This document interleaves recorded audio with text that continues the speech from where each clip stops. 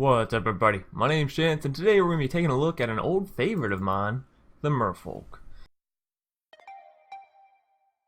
Now, for those of you who have been here since, the very beginning, or maybe those of you that went back and watched my videos from the very beginning, will know that I had this huge crush on Merfolk whenever I first started playing this game. I don't know why, they just were like fun to me, they just seemed very interesting, but I think that's a lot of new people, right? You look at Merfolk and you're like, wow, all these cards synergize with each other and they could be so awesome. And then whenever you get to playing ranked and you're like, oh, right, control and all that good stuff.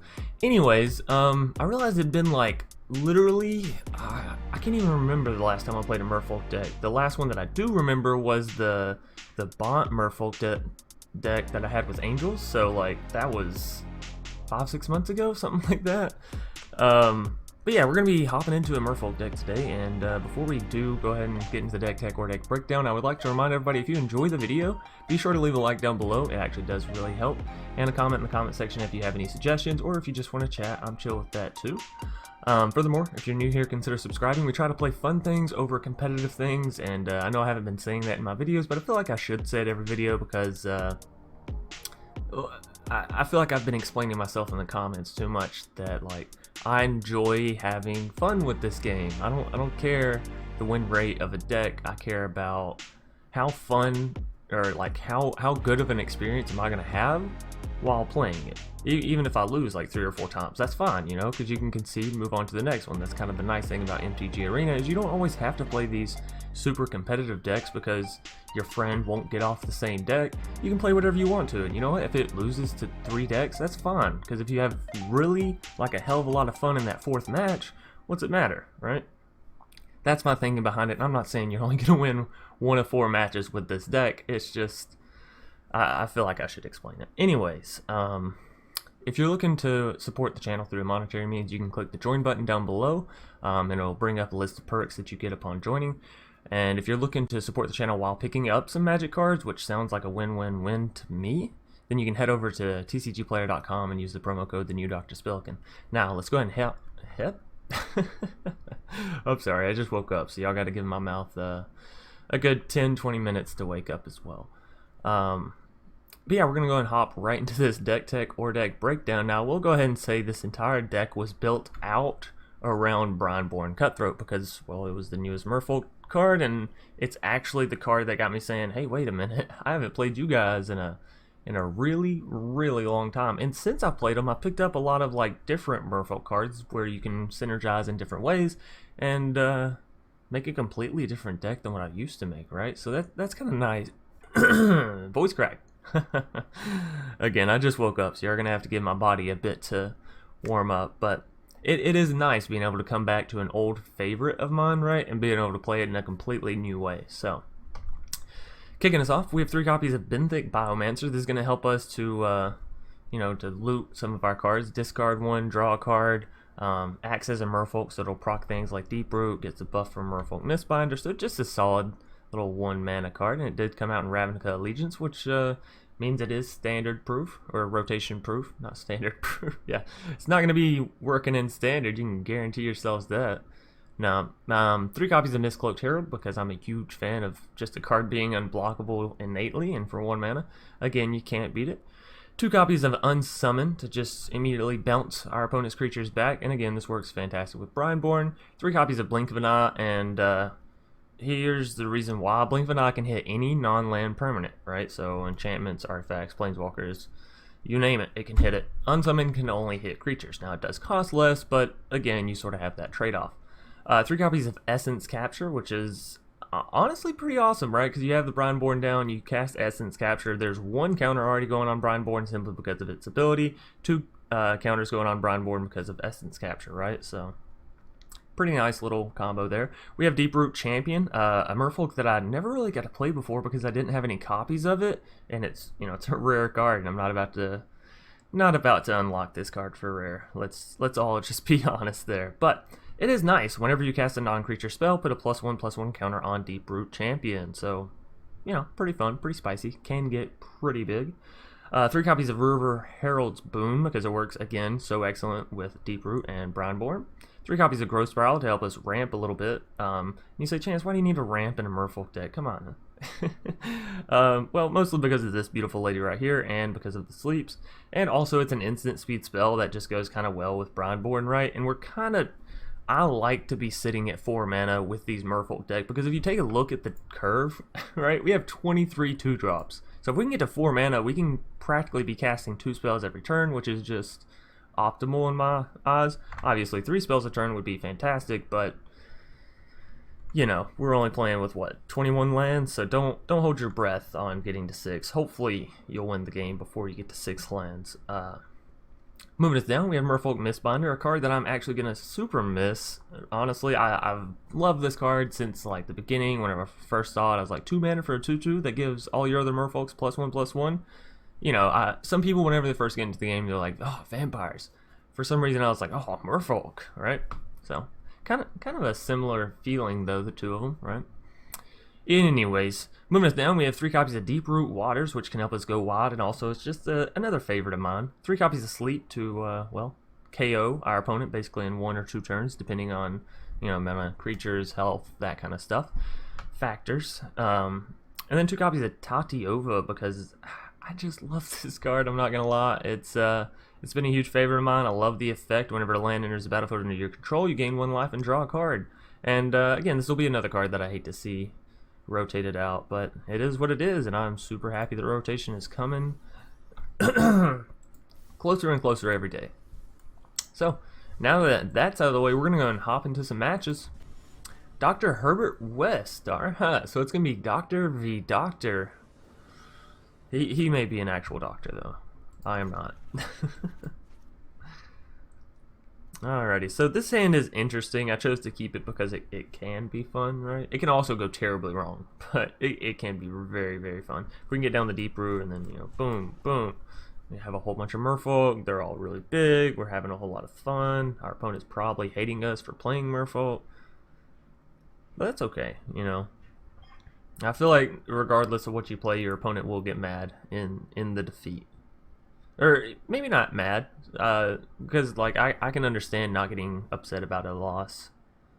But maybe to Merfolk, people do get a little bit salty when it comes to a Merfolk defeat. Are we even going to play the Mistbinder on turn 2? I don't think so. I do not think so. We'll just keep up mana for Blink of an Eye and throw down the Deeproot come next turn. So, Herbert West here, going to Azorius. We'll have to keep our fingers crossed that he's not going to Azorius Flyers, because, well, we all know that's a bit of a pickle to go up against. But, you know, normally... Oh, okay. I was going to say normally they would have a creature down by now, but then in comes Empyrean Eagle, huh? Just like that. Bada bing, bada boom. Yeah. I was thinking about not playing my Mistbinder this turn and saving the mana for Blink of an Eye, but this damage is so much stronger than the tempo swing of minusing the 2/3 out of the sky, you know? And hey, Dungeon Geist, that's fantastic. We can bounce that, right? Bounce, bounce, bounce. And I believe that's what we're going to do. First, let's go ahead and create another little Merfolk. And we don't have anything that gets affected by the instant speed of this, so we're going to go ahead and cast it and kick it. That way we'll draw a card as well. Sleep, well, okay. Dr. Herbert West, seen enough, that's fine, because that sleep honestly was going to end the game. So, yeah, game 1, Merfolk, this is why I love them, you know? You get in, you play them. It feels good. Maybe not for your opponent. Probably feels really, really bad. But to play Merfolk, like newer players, by all means. And I'm not telling newer players that this is a fantastic deck or that it's super competitive or that you can get to Mythic with it. So please don't misunderstand it there. This is simply a deck for fun. So Ironblood, gonna be our next foe. I like that. Iron Blood and he's playing Karn.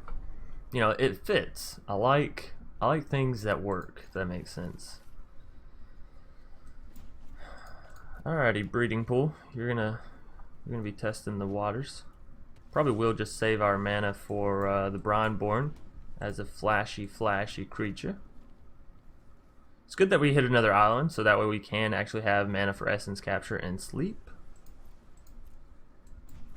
Alright, Brineborn, you do your thing, you beautiful son of a bitch here.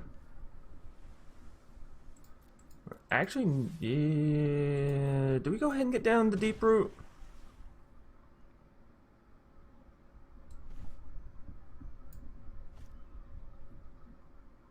Nah, I'm gonna save my mana for essence capture. 3 mana. Oh, I messed up. Oh, we have the 1 mana Unsummon. Okay, so that's like Blink Madonna, which is fine. It's not an essence capture, but it, you know, it'll do. It'll do. 3 mana and still not playing anything. What kind of hand did you keep, Iron Blood? Quasi duplicate. Uh-oh.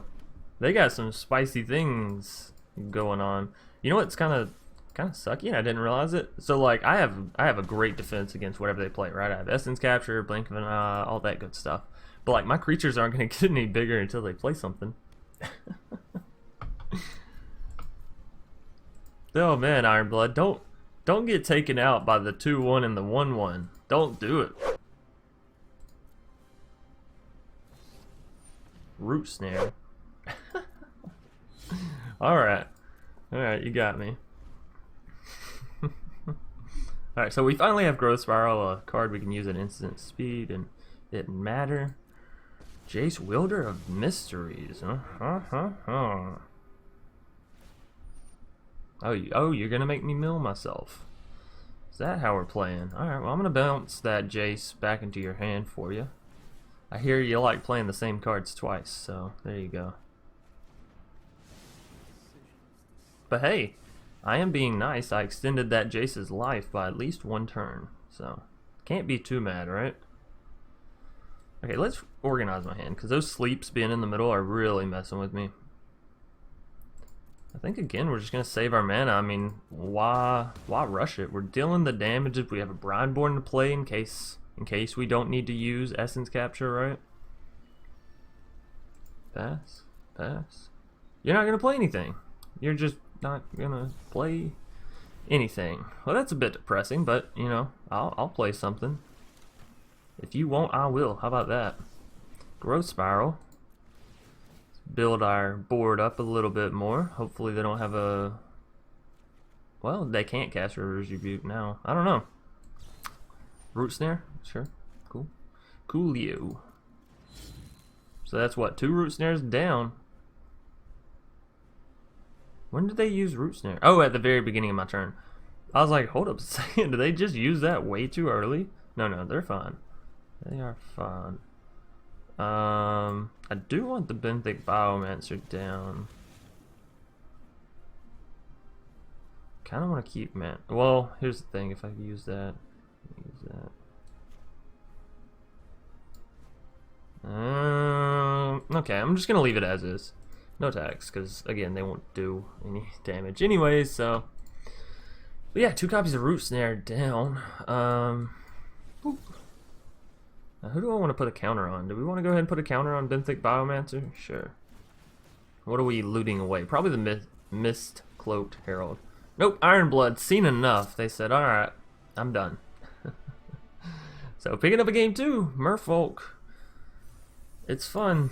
It's fun. At least for me. Maybe not for everybody, but, you know, for me, it's fun. Getting these little aquatic, I don't know, fishies. I don't know where I was going with that. 9116. Gonna be our next foe. What a name. What a hand. What a game. No, we are definitely gonna mulligan that. Yeah, I mean, seems fun. Get rid of one of those sleeps. Temple of Mystery. Do I want to Benthic Biomancer? I don't think so. Of all the cards I could draw, I do not think that's one that I want. But I also have this like too good syndrome, right? Where like no card is good enough. Maybe that's the syndrome, not good enough, not a too good syndrome. You know what? Y'all leave me alone. Maybe, no, never mind. I was gonna say maybe I should have played the island instead, so that way I could have cast Essence Capture, but I don't want to cast Essence Capture. Without a creature on the field, of course.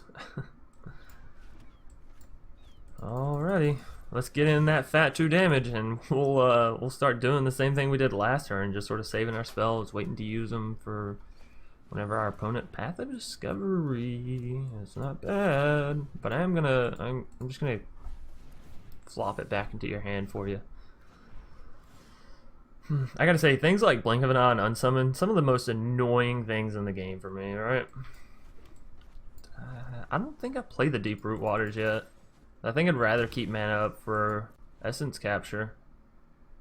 Although, we know they're going to play the Path of Discovery back down this turn. Oh, they didn't. They didn't. Alright, well, we'll just do that.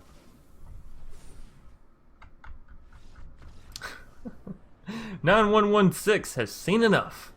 Literally all of these games have been less than like 5 minutes. It's kind of nice, and then also kind of not nice because like I gotta make a video here, you know.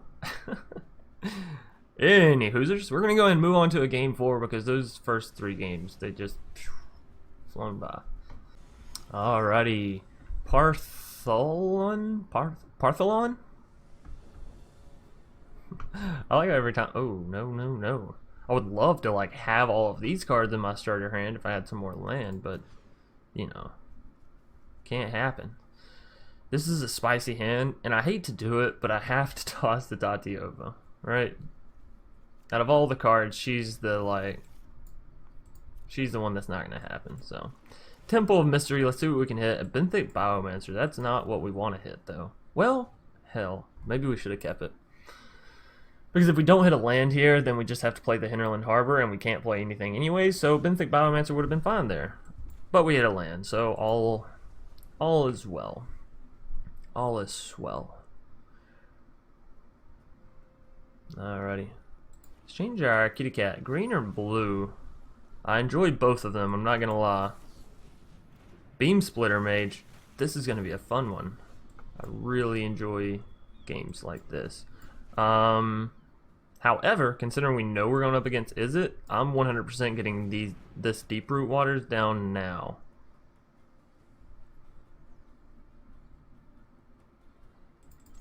And I'm actually going to go in and attack too. Izzet has a ton of removal, especially for my Merfolk, because it has the shocks and lightning strikes. And guess what? None of my creatures have more than, well, Tatyova, but past her, none of my creatures have that much health, you know? So I really don't want to be getting shocked and lightning struck and boom, boom, boom, you know, just all game. So Merfolk Mistbinder coming down, giving us the hex proof, which is what we really are looking for, because it is going to be the bread and the butter here. Now, one kind of nice thing, if they go to play removal spell from Brineborn, I can actually play River Herald's Boon and hopefully get it big enough to where they won't kill it. Now we can get it all the way up to 5 health, I believe, because we put both these counters on it. It goes up to 4, and because we played it, give it 1 extra counter, so we can avoid all the way up to a Lava Cool, which is kind of nice. Beam Splitter coming down for our foe. Let's see. Pass. Alright, well, if they're not going to do anything, I will say that much right now. So that'll put our Brineborn up to 4 on health. They may, okay, I was going to say they may have just waited to, ooh, now's the difficult part. Like, do we go ahead and sleep their Beam Splitters? Or do we keep up mana for River Heralds? Because we know if they go to remove a creature, River Heralds will be the bomb.com. I think we go for the sleep.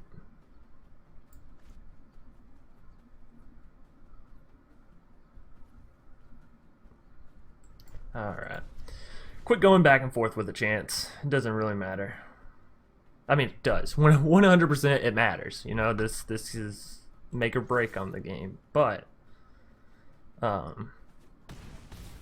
in the long scheme of things, you know, it doesn't matter. So no need to like make y'all sit through Parthol. Yeah, our enemy scooping again. Game 4. Jesus. Sat down to play some Magic. Turns out I'm just gonna be talking to myself and, you know, dragging stuff around all morning. No. So yeah, I guess I'm gonna go ahead and call it because I do have work this morning, actually in like 45 minutes. So gotta get ready for that, and still gotta edit a video. Got a lot to do, and absolutely zero time to do it. But hey, that's literally how all my days go. So yeah, thanks everybody for watching. Hope you enjoyed. If you did, be sure to leave a like down below. And as always, I'll see y'all either later tonight or tomorrow. Thanks so much for all the support that all of you have been showing me over the past hell, almost a year now. It's been awesome. It's been amazing. I can't believe we're already at 3K. It hasn't even been a year. That is like, that's nuts to me. So again, thanks everybody, and peace.